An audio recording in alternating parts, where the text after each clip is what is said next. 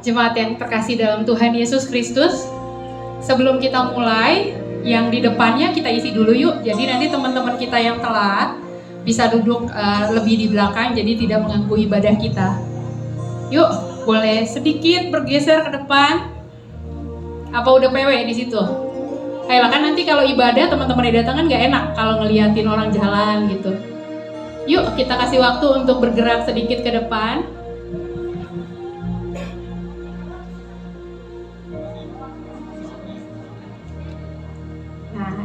Di sayap kiri saya nih nggak ada yang mau bergerak.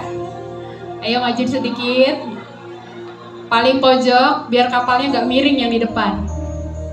Terima kasih ya. Sebentar lagi kita akan memulai ibadah kita. Kita bisa siapkan hati kita pada saat ini. Selamat datang di ibadah akhir tahun PDMNC Center. Kita mau memuji Tuhan pada siang hari ini. Kita percaya kalau kita ada sampai dengan saat ini, kita dikasih kesehatan, itu semua karena kebaikan Tuhan. Amin. Amin. Kita tundukkan kepala, mari kita berdoa. Bapa yang baik, terima kasih Tuhan Yesus karena Engkau sangat baik bagi kami Tuhan. Bagi hidup kami, keluarga kami, semuanya Tuhan kami percaya. Kami adalah anak-anak yang Tuhan sudah pilih sejak kami dilahirkan. Terima kasih Tuhan, pada saat ini kami akan beribadah akhir tahun PDMNC Center. Kami bersyukur Tuhan, sepanjang tahun ini Tuhan, Engkau memberikan semua yang terbaik bagi kami, bagi pelayanan kami di PDMNC Center ini Bapa. Tuhan Yesus yang baik, sebentar Tuhan kami mau membuka hati kami Tuhan, untuk kami mau memuji, memuliakan, mengagungkan, meninggikan nama-Mu Bapa. Berkati setiap kami Tuhan, ibadah ini milik-Mu Bapa.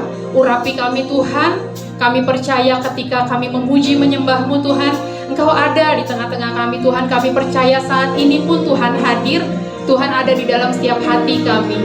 Terima kasih Bapa, kami mau memulai ibadah kami ini hanya dalam satu nama saja, Tuhan Yesus Kristus. Mari sama-sama kita katakan, amin. Amin. Beri kemuliaan buat Tuhan, beri tepuk tangan buat Tuhan. Kita akan angkat pujian, kita akan menyembah Tuhan pada siang hari ini.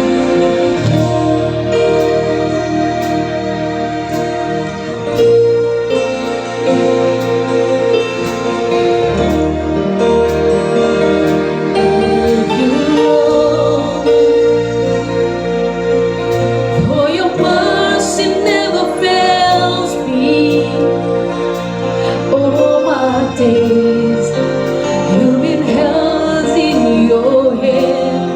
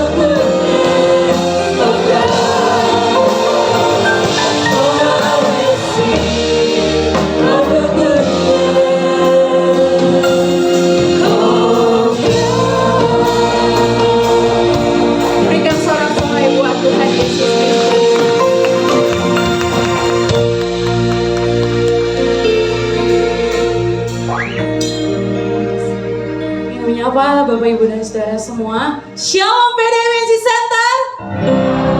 Boleh menyapa yang kaum laki-laki shalom, kaum wanita shalom, seluruh di ruangan ini shalom PDMC Center. Boleh lambaikan tangannya beri kemuliaan bagi nama Tuhan. Dipersilakan untuk bangkit terlebih dahulu. Mari kita sama-sama bersukaria karena hari ini kita akan menyambut Tuhan Yesus. Mari sama-sama. Dengan kesukaan hati jangan ada yang berdiri.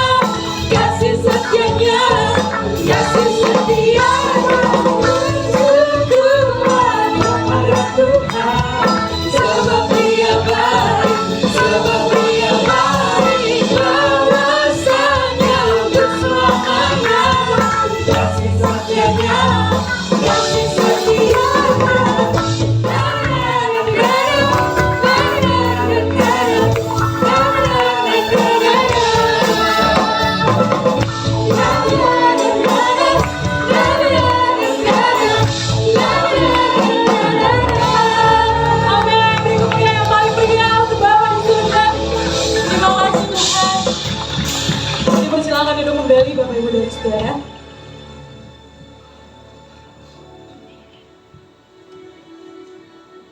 Saat ini kita akan menyiapkan hati kita untuk mendengarkan firman Tuhan, tapi sebelumnya kita akan mengangkat satu pujian. Biar pujian ini boleh kita naikkan dengan hati kita yang paling dalam kepada Tuhan.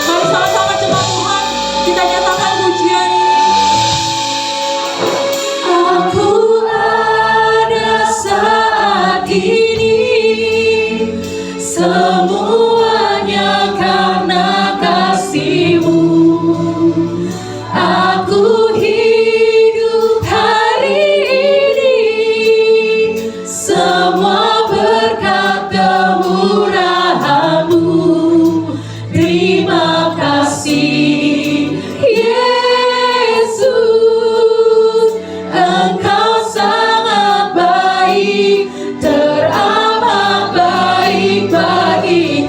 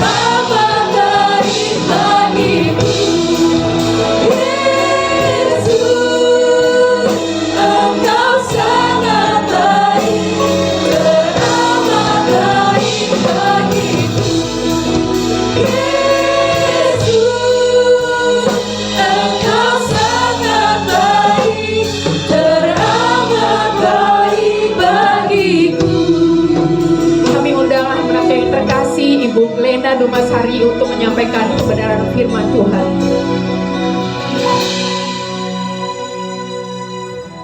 Inilah pujian kami di hadapan Tuhan. Terima kasih buat keberadaan kami saat ini Bapa. Kami mengucap syukur, limpah syukur kehadirat-Mu. Dan biarlah limpah syukur kami naikkan untuk lebih lagi memberi hati akan suara dan firman-Mu. Berbicaralah kepada kami Bapa.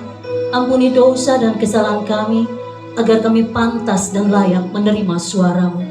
Urapi kami semua, berikan kami telinga seperti murid, hati sebagai hamba yang siap Engkau garap, yang siap Engkau jadikan partner kerja ilahi-Mu untuk banyak mendatangkan banyak jiwa, dimenangkan bagi kemuliaan Bapa.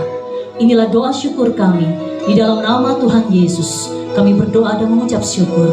Sama-sama katakan amin. Silakan duduk Bapak Ibu Saudara sekalian. Terima kasih teman-teman singer semua. Apa kabar Bapak Ibu? Wow, luar biasa. Saya lupa tadi singer, saya hampir mau jadi well juga Pak Vincent. Saking semangatnya. Terima kasih kepada pengurus PD MNC Center yang memberikan saya waktu untuk membagi firman Tuhan pada siang hari ini. Saya bukan apa-apa, tapi izinkanlah Tuhan berbicara melalui firman Tuhan yang akan kita belajar sama-sama. Dan kita merendahkan hati di hadapan Tuhan untuk menerima suara Tuhan. Saya mendapat tema dari panitia yaitu kasih Allah meluputkan kebinasan umatnya. Saya rindu Mas Eli boleh dibuka Yohanes 3 ayat 16. Kita akan baca bersama-sama ya Bapak Ibu Saudara sekalian ya. Sudah keluarkah? Yohanes 3 ayat 16. Ya. Ini ayat memang sudah familiar sekali ya Bapak Ibu ya. Tidak ada yang tidak pernah mendengar ayat ini.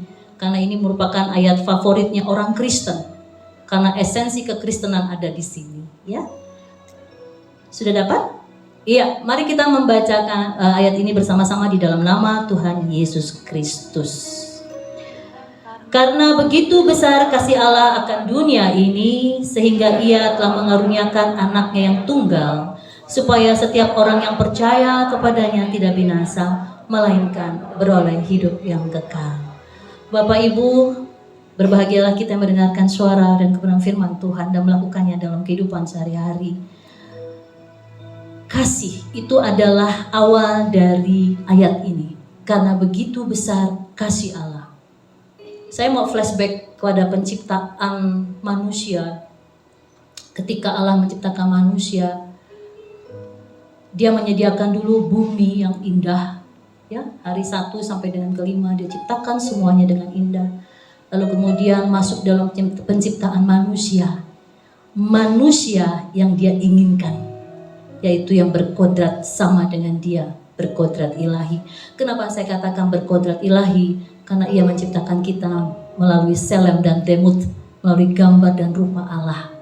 Dan yang menakjubkan lagi dalam Kejadian 2 ayat 7 dikatakan bahwa Dia menghembuskan nafas, menghembuskan rohnya, nismat hayim. Nismat hayim itu adalah roh yang berasal dari Dia. Jadi penciptaan manusia di awal ini adalah penciptaan kepada manusia yang berkodrat ilahi. Amin. Memang itulah yang Allah inginkan. Dan memang sampai hari ini Allah menginginkan manusia seperti itu. Tetapi pada Kejadian 3 kita melihat bagaimana terjadi 2 dosa.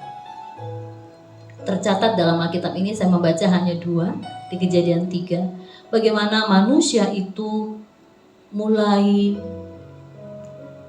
mendengarkan dirinya sendiri. Bagaimana mereka mau makan buah pengetahuan yang baik dan jahat tanpa berpikir panjang. Padahal manusia pertama ini yaitu Adam mempunyai suatu job desk yang cukup dahsyat, yaitu mengusahakan dan memelihara Taman Eden. Kalau kita baca di Kejadian 2 sebelumnya ya, Kejadian sebelumnya. Dia dipercaya Bapak Ibu untuk mengusahakan dan memelihara Taman Eden. Kalau Anda tiba-tiba menjadi ownernya MNC gimana rasanya? Pasti seneng ya? Wow gitu. Dapat saham dari Pak Haritanu, kita bisa menjadi salah satu pemilik dari perusahaan ini, pasti senang. Seharusnya manusia pertama itu menghargai pemberian Allah, yaitu bisa menguasai semua yang ada di bumi, tapi juga mengusahakan dan memelihara Taman Eden. Tapi sayang sekali, perjalanan proses untuk melaksanakan job desk-nya dia untuk bersama-sama dengan Allah terhenti ketika tulang rusuknya mengajak dia untuk melakukan dosa. Dosa yang pertama mereka lakukan adalah tidak taat. Di dalam Alkitab tercatat, ketidaktaatan itu sudah dari awal Bapak Ibu. Dari pertama kali sudah nggak ada yang taat. Dosa yang kedua yang terjadi ketika mereka ketahuan Allah tidak taat. Mereka saling menyalahkan. Ini sudah ada Bapak Ibu di zamannya Taman Eden. Sudah terjadi saling menyalahkan. Tidak bisa mengatakan I'm guilty. Tidak berani untuk mengatakan saya bersalah. Bapak Ibu, ketidaktaatan dan ingin supaya kelihatan lebih baik. Meskipun dia salah, tapi saya salah karena dia loh. Dan kemudian yang perempuan mengatakan saya salah karena si ular loh. Terus, mungkin kalau ular bisa ngomong dia akan mencari pembenaran lagi ya. Ini sudah ada. Hal ini melukai hati Tuhan. Hal ini membuat Tuhan berduka. Dan mau tidak mau, manusia pertama ini harus turun ke bumi dan berusaha untuk mencapai kehidupannya, mencari nafkah, melahirkan dengan sakit dan lain sebagainya. Dan itu turun-temurun sampai kita pada hari ini.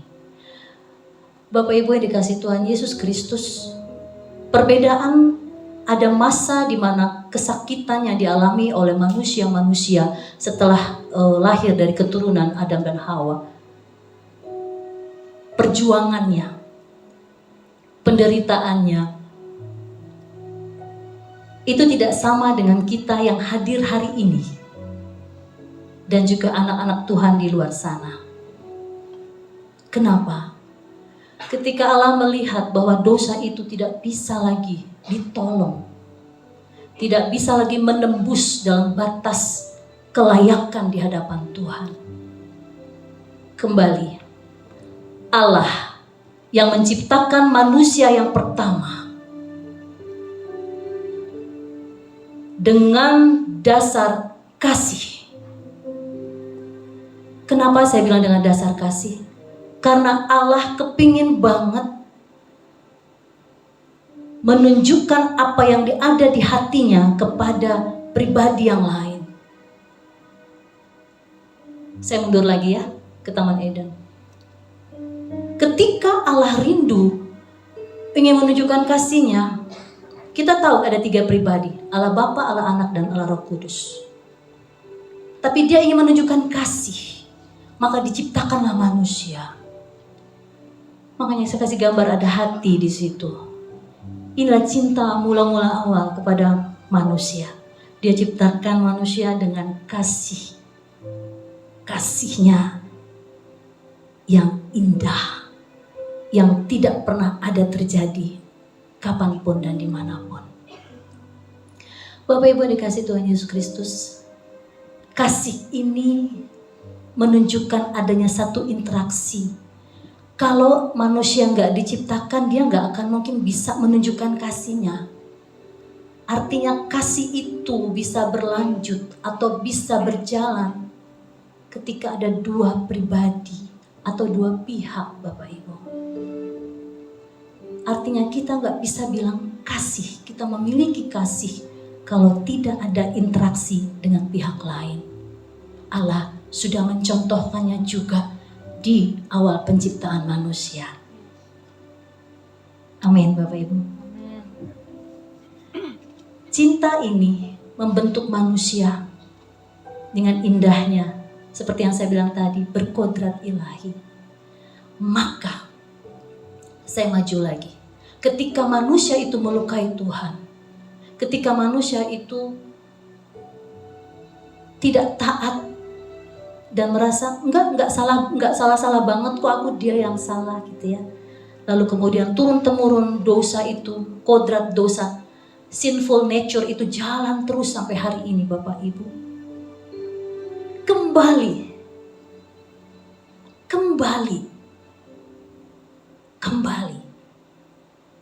Allah memberikan kasih-Nya yang gak pernah diberikan oleh siapapun untuk memperdamaikan dia dan ciptaannya yang sudah melukainya. Kembali dia berikan cinta itu Bapak Ibu. Boleh next slide-nya Mas Eli. Tetapi boleh next slide-nya lagi, lanjut lagi. Ya. Tapi cintanya tidak sama seperti pertama dia menciptakan manusia. Dia hanya membuat kreativitas ilahinya untuk menciptakan segala sesuatu, dipersiapkan untuk seorang pribadi yang akan berinteraksi dengan dia, bagaimana dia akan menunjukkan kasihnya.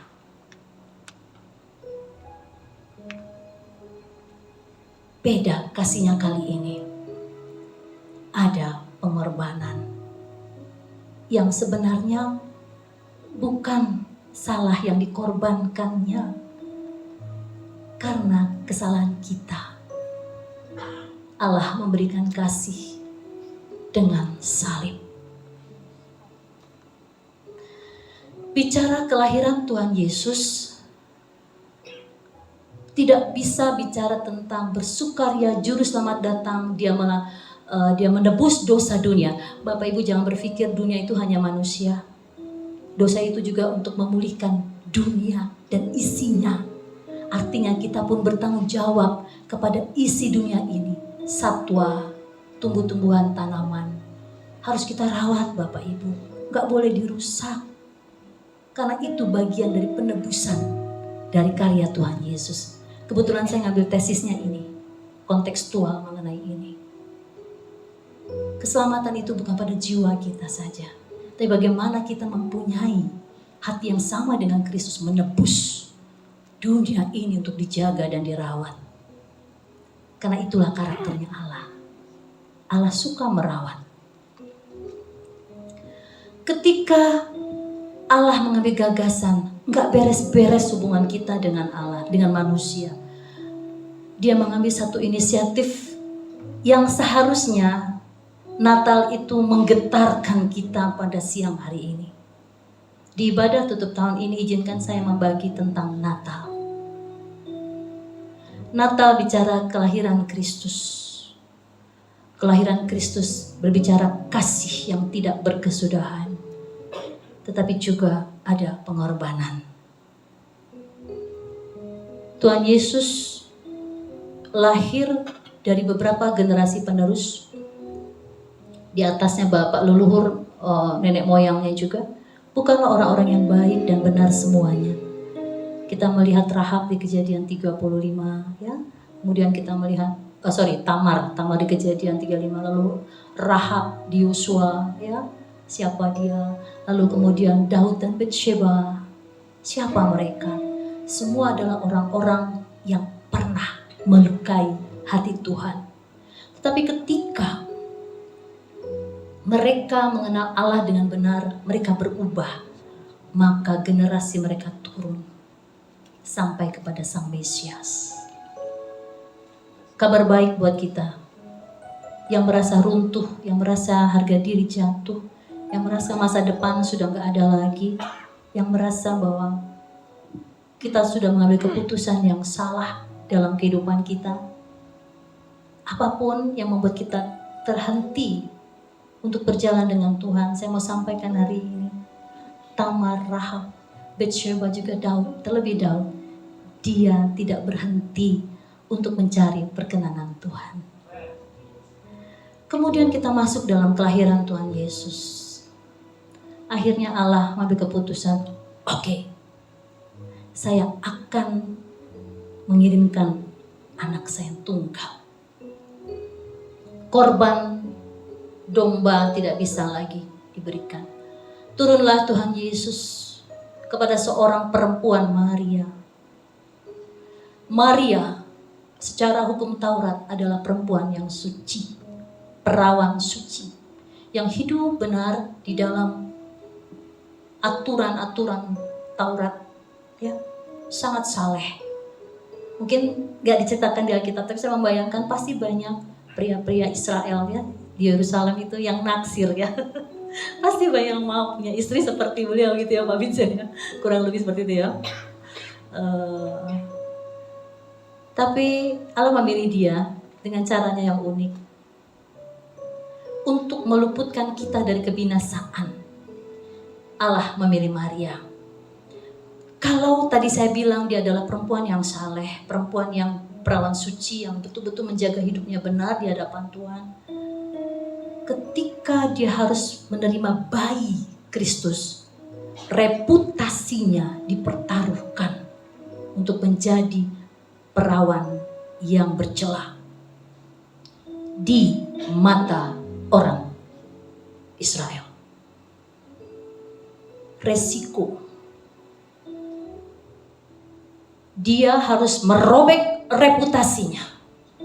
Dia harus menghancurkan reputasinya sebagai perempuan yang benar, sebagai perempuan yang saleh. Dia harus robek itu. Dan dia harus mengandung di luar nikah. Saya tidak tahu kalau kita ada di masa itu dan melihat Maria, apakah kita bisa menghujat dia atau memuji dia. Saya pikir kita bisa menghujat dia, karena kita nggak tahu kebenarannya. Yuk kita bayangkan, ada seorang Maria hebat, saleh, toto hamil. Kita tahu hamil. Saya percaya dua orang ini akan mengatakan berzina. Tapi resiko itu diterima oleh Maria untuk menjalankan jalan kebenaran yang akan menyelamatkan dan meluputkan setiap orang dunia ini dari kebinasaan. Maria memilih, aku ini hamba-Mu, jadilah padaku menurut kehendak-Mu. Maria is amazing woman, is amazing girl. Dia juga bukan cuma merobek reputasinya, tapi juga memberi dirinya untuk menderita selama 33,5 tahun. Karena dia tahu bayi yang akan dilahirkannya akan tergantung di kayu salib. Bisa Anda bayangkan, saya punya anak saat ini sudah 20, menjelang 21 tahun. Tiba-tiba saya dibisikkan oleh Tuhan bahwa nanti di umur 33 tahun, 3 tahun setengah lagi, dia akan disalibkan. Bapak Ibu, Maria menanggung itu untuk kita Bapak Ibu. Egoiskah kita tidak memikirkan hal-hal ini? Ini semua menunjukkan kasih. Kasihnya sama Bapak Ibu, teman-teman semuanya. Kasih yang dia berikan pada saat penciptaan manusia di awal dengan kasih yang dia ciptakan pada saat ada pengorbanan. Bentuknya sama. Bagaimana dengan kita meresponi kasih Allah atas semua kejadian ini? Terakhir, kasih yang tidak pernah berkesudahan bisa saja tidak terjadi kalau Yesus memutuskan untuk tidak disalib.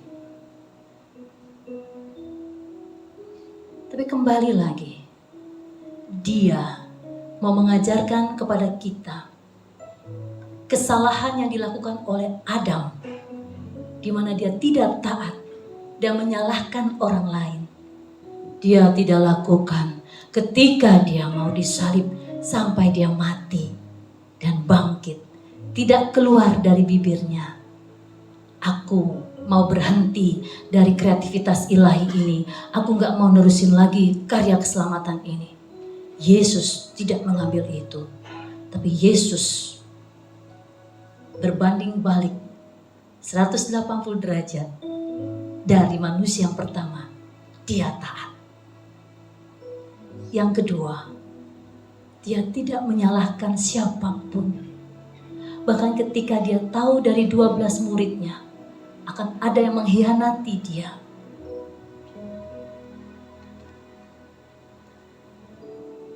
boleh angkat tangan siapa yang pernah dikhianati? Boleh angkat tangan? Merem aja yang lain, gak usah lihat. Yes. Hampir semua pasti pernah dikhianati ya. Bahkan Yesus pun gak sounding ke 11 muridnya, dia nanti akan mensalibkan saya. Tidak. Saya malu membaca ayat ini. Dan ketika saya membaca ini, saya kembali meneplak diri saya bahwa saya jauh dari kesempurnaan ini. Dan saya mengajak diri saya dan Bapak Ibu Saudara sekalian, kita berubah sama-sama. Amin. Tidak usah mencari kesalahan orang lain, tapi berpijaklah kepada kebenaran.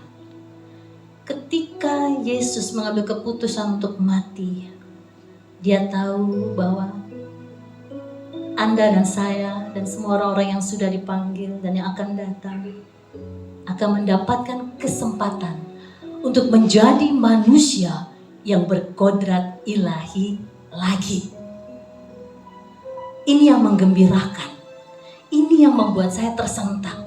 Artinya kita punya kesempatan. Untuk apa?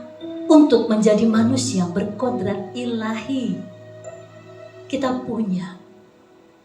Apa yang harus kita lakukan untuk meresponi semua ini? Saya suka khotbah Tuhan Yesus pertama kali di bukit. Dalam Matius 5 ayat 3 sampai dengan 12. Itu saya pegang kuat-kuat. Kalau kita membacanya dari 3 sampai 12, itu adalah jalan hidup kita. Berbahagialah orang miskin di hadapan Allah, karena dia punya kerajaan sorga. Boleh ditampilkankah sebagai penutup saya, Kylie? Orang yang miskin di hadapan Allah, artinya orang yang tahu bahwa kita tidak bisa menolong diri kita untuk menjadi benar. Kita nggak akan pernah punya target untuk mencapai kesempurnaan di hadapan Allah tanpa Kristus, tanpa salib. Natal berbicara salib, love bicara cross and blood. Ketika kita mengakui bahwa saya miskin, miskin itu bukan secara materi Bapak Ibu, teman-teman ya. Miskin di sini adalah kita merasakan bahwa kita gak bisa apa-apa tanpa Allah. Kita gak mampu melakukan apapun, termasuk untuk dalam kesempurnaan bersama dengan Kristus. Serupa dengan Kristus, sempurna seperti Bapa, gak akan sampai di sana kalau kita tidak ada kasih Kristus. Kalau Kristus tidak kita alami dalam kehidupan kita. Nextnya, boleh tampilkan berikutnya ayat 4-nya cepat saja. Orang yang berduka cita mereka akan dihibur. Bapak Ibu, duka cita di sini bukan hanya kematian atau kehilangan sesuatu atau seseorang, tapi berduka ketika kita berjalan dengan Tuhan. Diizinkan banyak hal yang harus kita alami. Dikhianatikah? Ada yang hilang dari keluarga kita? Ada yang lepas dari tangan kita. Kita menangis, kita letih untuk mengerjakan pekerjaan kita. Begitu banyak tanggungan Bapak Ibu yang saya tahu untuk keluarga, untuk menafkahi anak istri. Tapi ketika engkau bekerja dengan benar, ketika engkau bekerja dengan jujur di hadapan Tuhan, tapi engkau mengalami keletihan sehingga engkau berduka, ini ayatnya Bapak Ibu, kita akan dihibur. Berduka dalam kebenaran itu pasti mendapat penghiburan yang sejati. Amin. Lanjut, Sally. Berbagai orang yang lemah lembut karena mereka akan memiliki bumi. Bapak Ibu, lemah lembut bukan berarti seperti orang Jawa Solo, J matur suwun sangat G monggo gitu ya. Bukan. Atau kau mau kemana itu? Kok sini dulu, kau datang dulu kau ke sini. Juga bukan. Ya. Jadi perbedaan Jawa dengan Batak. Orang Batak itu kesannya kasar. Saya orang Batak kebetulan. So, banyak sekali orang menganggap seperti itu. Lemah lembut adalah ketika kita punya keinginan, ketika saya pengen sesuatu, ini hidup saya, ini maunya saya. Tapi ketika Tuhan bilang tidak, kita melenturkan hati kita, suka-sukamu Tuhan. Kehendakmu lah yang jadi, maumu lah yang jadi. Ketika kita melakukan itu, ini yang disebut dengan lemah lembut. Boleh suaranya keras menggelegar, tapi ketika Tuhan berbicara, dia tunduk. Dan dia mau melakukannya dengan rela dan penuh sukacita. Nextnya Kak Eli. Berbahagialah orang yang lapar dan haus akan kebenaran, karena mereka akan dipuaskan. Berbahagialah orang yang murah hatinya, karena mereka akan beroleh kemurahan. Berbahagialah orang yang suci hatinya, karena mereka akan melihat Allah. Orang yang haus dan lapar kebenaran, orang-orang yang rindu membaca firman Tuhan. Firman itu adalah Allah. Yohanes mengatakan itu, benarkah? Firman itu adalah Allah. Bagaimana kita nggak merindukan Tuhan, firman pun kita nggak bisa mampu baca dengan maksimal. Saya pernah membaca satu ayat di Alkitab, sampai air mata saya netes basah gitu ya. Saya bilang, Tuhan bicaramu kuat sekali. Dia hanya bentuk tulisan. Tetapi bagaimana kita bisa membawa tulisan ini menjadi pasangan hidup kita? Bagian dari hidup kita, mengisi kekosongan hidup kita. Hidup kita ini punya rongga, Bapak Ibu. Rongga inilah yang menentukan kita mau arah kemana. Menjadi manusia berkodrat ilahi atau yang memegang sinful nature. Rongga ini harus dipenuhi dengan suara Tuhan. Dan itu adalah firman. Dia lapar dan haus akan kebenaran. Dan bukan cuma membaca, tetapi dia haus dan lapar untuk melakukannya.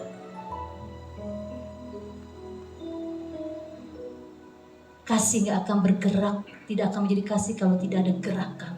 Kalau kita mengasihi Allah, kita bergerak Pak Ibu. Biar akhir tahun ini menjadi kegerakan buat kita untuk melangkah, untuk lebih mencintai Tuhan, lebih dari apapun. Menjadikan dia kepentingan satu-satunya dalam kehidupan kita. Berikutnya, berbahagialah orang yang murah hatinya, karena mereka boleh kemurahan. Tadi kita sudah bicara hubungan Allah dengan manusia. Tapi sekarang tersinggung tentang kemurahan. Kemurahan sama dengan kasih. Harus ada interaksi dengan orang. Kita gak akan bisa dikatakan murah hati kalau tidak ada orang yang kita berikan kemurahan itu. Berbicara kasih kemurahan, harus ada dua pribadi. Yang berikutnya, berbahagialah orang yang suci hatinya, karena mereka akan melihat Allah. Gentar saya mengatakan ini, karena dunia ini begitu memeluk kita, begitu merengkuh kita untuk mengatakan bahwa sulit mencapai kesucian, sulit untuk mencapai kesempurnaan. Terlalu kerak-kerak dunia ini terlalu nempel di badan kita. Banyak dosa-dosa yang kita afirmasi atau kita maklumkan. Kita tolerir, dosa-dosa yang kita tolerir dalam kehidupan kita membuat kita tidak merasa bahwa kekudusan itu sebenarnya bisa kita lakukan. Kerak dosa kita terlalu banyak. Contoh, saya mengatakan tentang kesalahan LGBT misalnya ya. Orang ini bilang salah, ini benar. Saya akan ngomong di mimbar ini. Di Alkitab tidak pernah dikatakan LGBT benar. Tapi mereka patut dikasihi, betul kan? Tapi ketika kita melihat lingkungan kita, seakan-akan tidak apa-apa, mulut kita terkunci untuk mengatakan, sahabatku, kita gak akan menghakimi kamu. Ini saya pernah lakukan dengan teman saya. Saya gak akan pernah menghakimimu. Saya tahu betapa sulitnya merubah mindset, pola pikir ya, yang sudah terbentuk. Tapi cuma satu yang kau lakukan. Jaga kesucianmu untuk tidak berzina. Jangan berinteraksi. Cukuplah di rasamu, di hatimu. Jangan bergerak, jangan berproses. Cukup hatimu. Kenapa? Biarlah interaksimu untuk menunjukkan gairah hidupmu. Kasih sama yang pantas dan layak diberikan. Yang sudah memberikan darahnya tercurah, Yesus Kristus Tuhan. Kesucian jadi jauh dari kita. Saya pun merasakan itu waktu itu. Jauh banget ya. Terseok-seok. Saya mau katakan, tidak Anda sendiri yang terseok-seok untuk mencapai dalam kesucian hidup. Saya jatuh bangun juga, banget saya jatuh bangun. Tapi saya bilang sama Tuhan saya gak akan menyerah. Sampai nafas terakhir hidup saya gak akan berhenti mencari perkenanan Tuhan.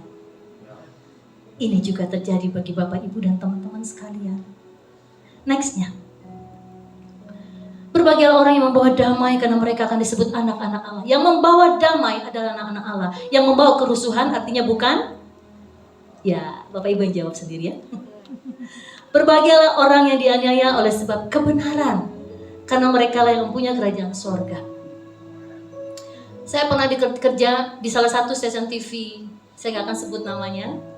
Waktu saya baru lulus kuliah ya, tahun 93, waktu itu TV itu baru berdiri, 93-94 gitu ya. Kalau ada yang tahu diam aja. Saya editor Pak Vincent dulu. Jadi di produksi cukup post pro ya, saya bagian post pro dulu. Satu-satunya perempuan, yang lainnya laki-laki semua. Jadi saya karena umur saya paling kecil, paling muda, jadi saya disayang oleh senior kakak-kakak ini. Cuman saya disuruh rambut pendek karena nggak jengak lihat rambut panjang, rambutnya segini waktu itu. Anyway, tiba-tiba atasan saya berteriak, ruangannya seperti kubikel banyak gitu ya Pak Vincent ya, Pak Steven, yang kubikel terbuka ya, karena saya staff waktu itu. Jadi tiba-tiba teriak, Glenna, ternyata kamu murtad ya? And everybody can hear that so clearly. Terus saya berdiri. Saya bilang, saya tidak pernah murtad. Saya menemukan kebenaran dalam Kristus. Saya diselamatkan oleh Dia.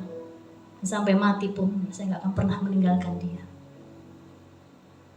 Dipermalukan di depan umum. Harga diri seperti hancur. Teman-teman menjauhkan saya. Tapi saya melihat kemuliaan Tuhan terjadi. Satu-satu yang mulai membenci saya, satu-satu datang kepada saya dengan persoalan mereka. Dan saya menunjukkan pertolongan Kristus kepada mereka. Jangan pernah berhenti untuk menjalankan kebenaran di dalam lingkup ruang kerja kita. Kenapa saya katakan demikian? Karena ruang kerja kita itu adalah second home. Our second home. Hitung berapa jam Anda di kantor. Saya punya waktu, anak saya mana? Saya punya waktu sama dia sangat, it's short time yang gak banyak. Jadi mulut saya itu kebanyakan khotbah jadinya, karena pendek waktu saya ketemu sama anak saya. Tuhan bilang ini ya, Tuhan bilang ini, karena saya takut kehilangan waktu. Bapak Ibu mungkin ada beberapa teman tahu bahwa saya juga mengidap sakit jantung. Jadi saya udah mulai preparation di usia saya yang menjelang 52, saya preparation Tuhan, saya nggak tahu akan dipanggil Tuhan kapan, tapi saya mau melipat gandakan apa yang ada Tuhan titipkan buat saya. Itu pun terjadi bagi Bapak Ibu. Saya pengen bagi ini, saya pengen curhat hari ini. Saya bagi, yuk lipat gandakan kasihmu sama Tuhan, kesetiaanmu sama Tuhan, cintamu sama Tuhan. Jadikan Natal tahun ini menjadi momen proses perjalanan kekekalan kehidupan kita. Amin. Jadikan Natal tahun ini menjadi awal, starting from zero. Kita mulai lagi, gak apa-apa Tuhan bilang. Tidak apa-apa, yuk kita jalan lagi dari nol.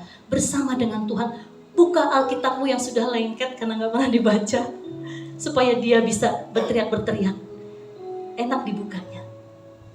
Buka Alkitab, baca seperti bertemu dengan Tuhan. Jangan berfantasi, karena dia bukan Allah fantasi, tapi dia Allah yang real, yang nyata. Kalau Anda saat ini belum ditolong, jangan pernah berkata, why? Saya ingin punya umur panjang Tuhan. Biarlah jantung ini tetap baik, tetap sehat gitu ya. Saya kepengen banyak berbuah untuk orang lain gitu. Kenapa? Masih kepengen, seperti Rasul Paulus bilang, Aku suka bersama dengan kalian, tapi aku suka bersama dengan Kristus, bertemu dengan Kristus ya. Tapi aku lebih suka bersama dengan kalian. Kenapa? Karena betapa indahnya menjalankan kebenaran. Kebenaran itu memerdekakan kita untuk berbicara, Bapak Ibu, teman-teman. Kebenaran, kita hidup dalam kebenaran, kita bertobat. Kita pernah jatuh, ya, kita semua pernah jatuh. Saya jatuh banget Bapak Ibu. Saya percaya teman-teman tempat ini tahu keadaan saya. Saya pernah jatuh. Rasanya saya tidak bisa menaikkan kepala lagi.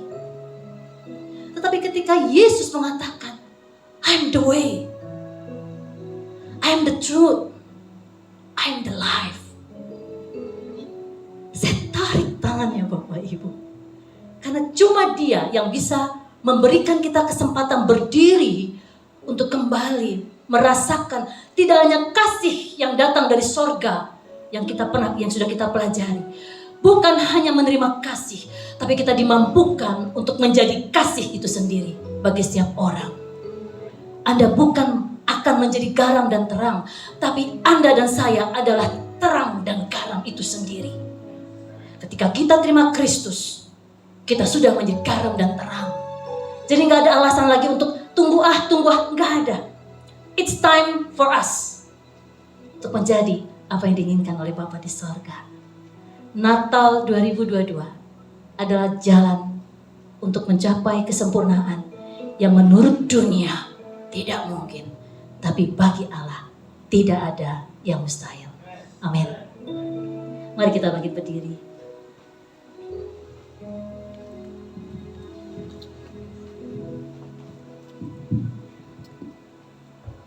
Aku ada karena kasih-Mu ya Bapa.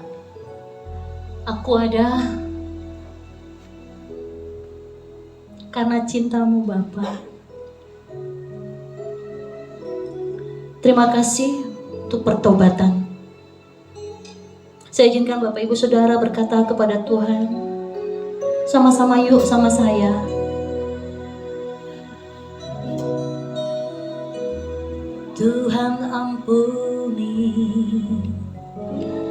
Tuhan ampuni, ampuni kami, ampuni kami, ampuni kami, ampuni kami.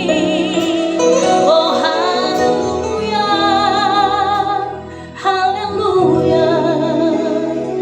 Bicaralah kepada Allah. Mari kita minta Tuhan untuk menggarap hidup kita. Bagian mana yang harus diperbaiki, bagian mana.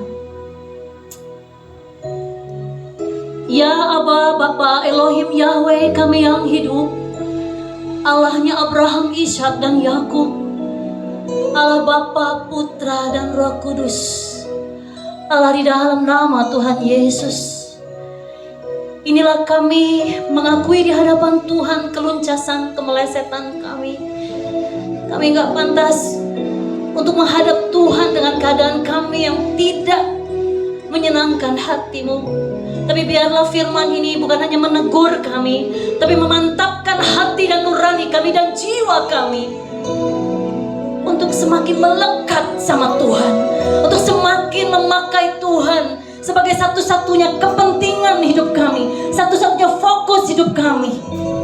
Kami mau berjalan Tuhan, karena kami mau menjadi manusia-manusia kekal yang akan duduk bersama dengan anak domba Allah. Kematian itu bukan hanya menakutkan bagi kami ketika kami mau belajar untuk kembali kepada Tuhan.